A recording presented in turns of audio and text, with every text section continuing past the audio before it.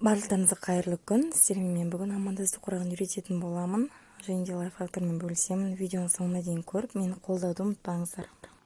Мінекей бізге керекті заттар. Ең басында осындай бияз.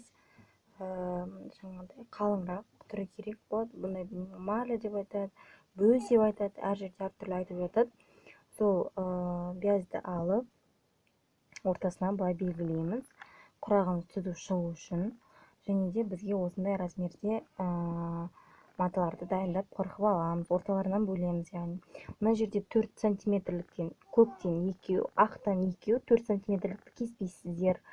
Одан кейінгі менде 5,5 сантиметр, 5,5 сантиметр, ортасыларынан бөлеміз. 7 сантиметр және 9 сантиметр. Және бізге осылай шепчик керек болады. Одан кейін тігін машинасы қажет. Енді қыздар, құрағымызды бастаймыз. Бастамас бұрын біз осы 4 сантиметрліктен 2 түстен алып, бір-біріне жалғап тігіп шығатын боламыз. Кеттік. Және де мына жерде нелеріне мән беріңіздер? Орыстарына, иә? Орыстарына міндетті түрде мән беріңіздер.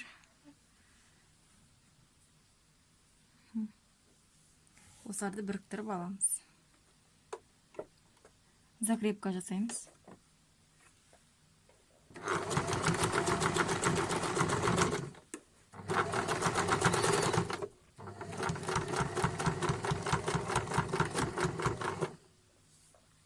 Және де екіншісінде дәл солай тігіп шығамыз. Бір-біріне біріктіреміз, яғни.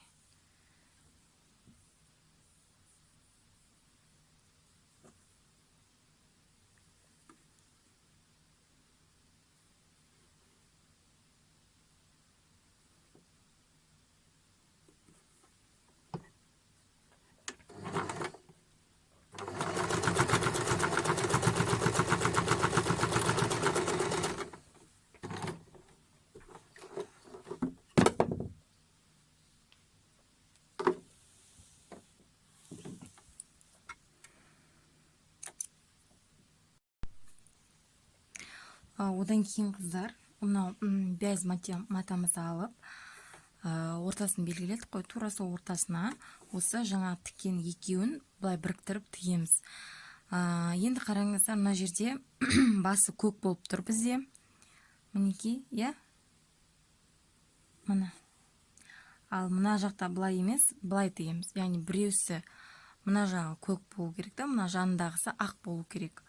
Мінекей тура осылай бір-біріне қаратып, мынау негізі ортасы дәл түсу керек. Ол дәл түсу үшін инемен қадасаңыздар да болады. Бірақ матовый велюр деген велюрлар жылжып кетеді. Сондықтан ол енді сәл жылжыса ештеңе етпес, бірақ жылжымағаны абзалырақ. Мінекей дәл біріктіріп тігіп шығамыз, қыздар. Лапканың бойымен тігеміз, иә?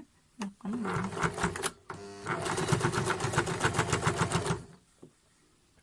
Осы ортасы әдемі болса, сіздердің құрақтарыңыз әдемі болады.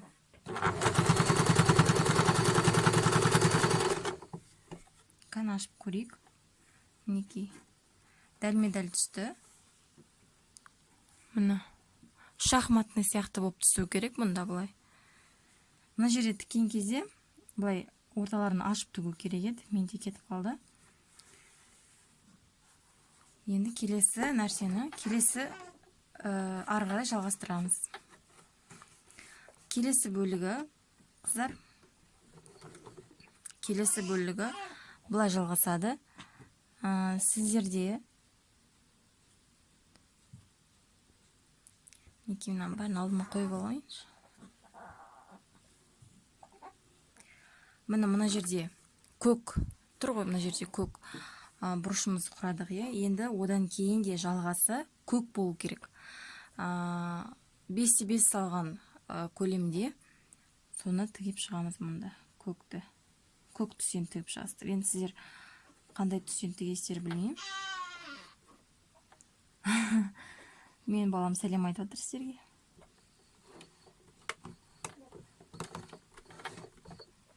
Мына жерге былай қойып аламыз. Кейде асты жылжып кетеді.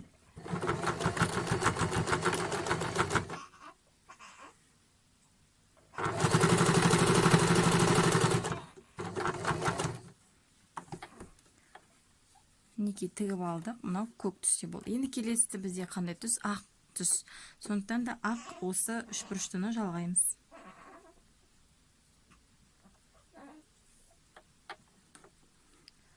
Міне бізде ақ түс мына жеріне, мына біткен жермен сәйкес келу керек.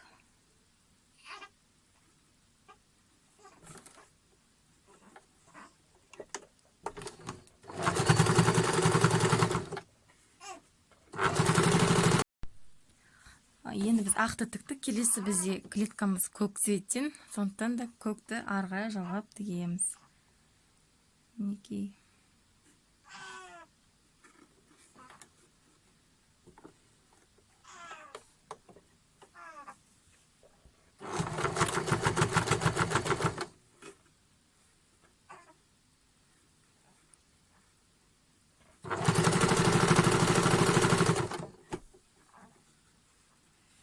Міне көк түс тігілді.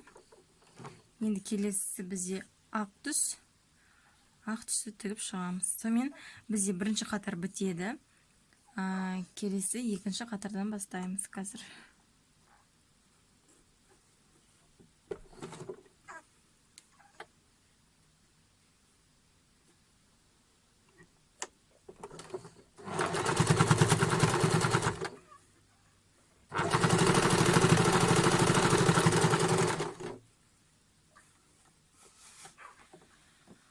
Мінекей қыздар, бізде осылай шығу керек. Егер сіздер де осылай шықса, сіздер дұрыс келе жатырсыздар деген сөз. Яғни амандасу құрағы бізде уже шығып келе жатыр. Енді ары қарай қыздар жалғастырамыз.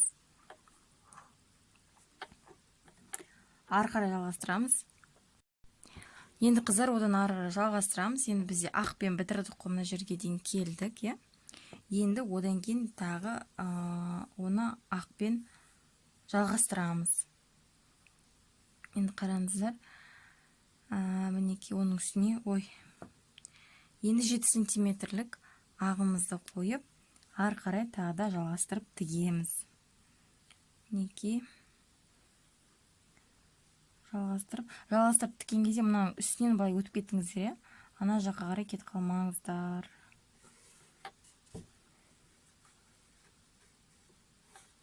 Былай кішкене суын жаңадай ауасын шығарып, солай тігеміз.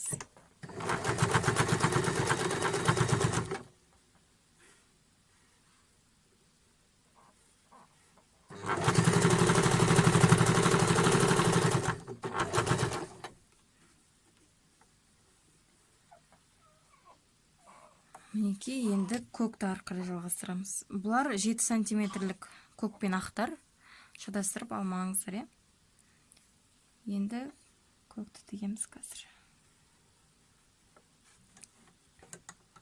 Мен мынау размерлерін жазып кетейін.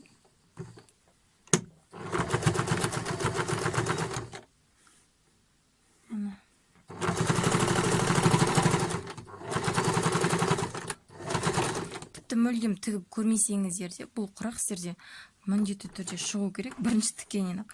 Тек қана мына орта жағын бірдей қалдырып алсаңыздар болды. Сіздерде шығады міндетті түрде. Ең бастысы ниет керек, әрине. Менде мысалы бір тіккеннен ақ уже Аллаға шүкір шықты. Шығып кеткен еді негізі. Қолын жаттыққаны керек. Бәрібірде.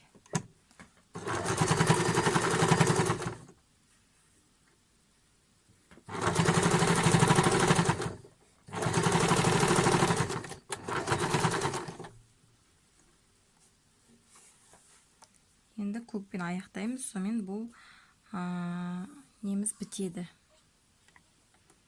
Бұл қатарымыз бітеді сонымен. Соңғы қатарымыз ғана қалады.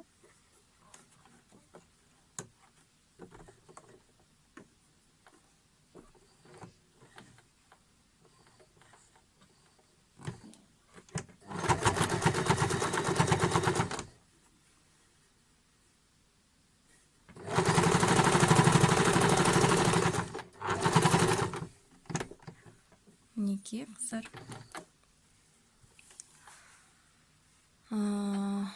Байқалып тұрған шығар, е? Мына ақ былай кету керек, көк былай кету керек.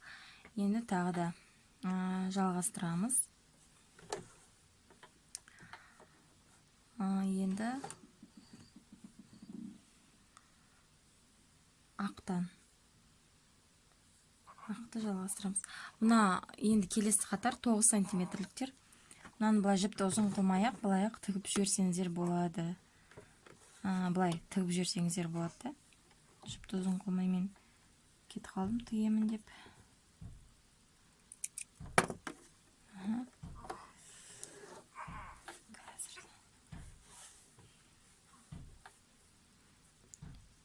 Мінекей келесі қатар бізде ақпен бітті, ақпен тағы да бастаймыз.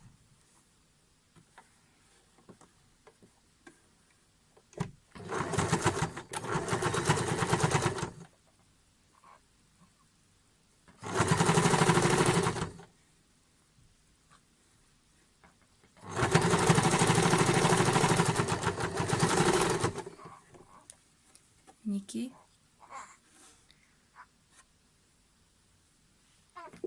енді көкті жалғастырамыз. Осылай жалғастыра береміз қыздар, соңына дейін.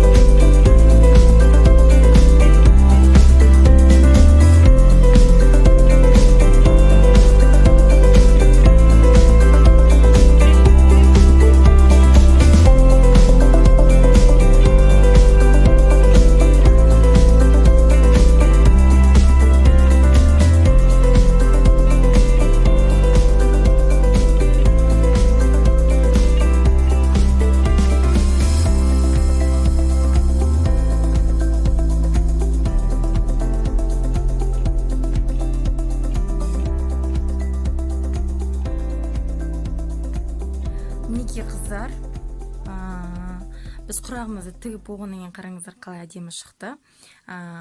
Құрағымыздың барлығын бір-біріне жалғап тігіп болғаннан кейін біз жан жағын мынандай шет-шеттерін барлығын біріктіріп тігіп шығамыз. Тікпей тұрып міндетті түрде өлшеп алыңыздар өздеріңіздің өлшемдеріңізді. Маған 16 сантиметр құрақ қажет, сондықтан да 16 болып шықты. Қазір енді артық жерлерін қырқып тастаймын, одан кейін құрағымыз бітеді. Астары осылай тігіледі. Мінекей осылай. Бөз матасы осындай болса, міндетті түрде ақ мата алғандарыңыз дұрыс. Астына да, үстіне де. Сол кезде мына көрпіштерді біріктірген кезде, астына шыққан кезде білінбей қалады. Енді қазір артық жерлерін қиып тастаймыз.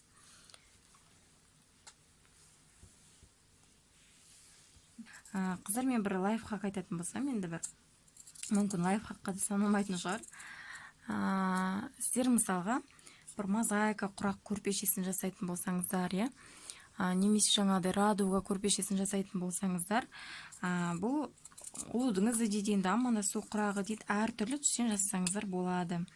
Мысалға мен көк пен ақты қосып отырмын қазіргі таңда, сіздер деген мысалы мына жағын қызыл қылып, мына жағын ақ қылып, көк қылып, жасыл қылып, солай әртүрлі, яғни 4 цветті деп бірден қосаңыздар болады, олай да жасауға. Енді неше түрлі варианттар бар, әрине. Идея айту менен, жасау сізден, әрекет ету. Сондықтан ниеттеріңіз бар болса, өздеріңіздің фантазияларыңызды қосып, әртүрлі қылып тігуге болады. бұл жаңа мен беріп жатқан размерлерде бір қатып қалған қағида емес. Өздеріңізде қосып, алып, тігіп, яғни бұл жерге опыт керек қой. Неше түрлі қылып өздеріңіз тіксеңіздер болады. Міне бүгінгі сабақта үйренген құрақ түріміз осы. Амандасу құрағы. Қазіргі таңда көп көрпешелерге қосылады, неше түрлі қылып тігіледі, неше түрлі размермен тігіледі. Сіздер жасап тігіп көріңіздер, міндетті түрде сіздерде де шығады. Ал сіздерге сәттілік тіледім. Баршаңызға шығуына, құрақтарыңыз түп-түзу шығуына мен тілектеспін, қыздар.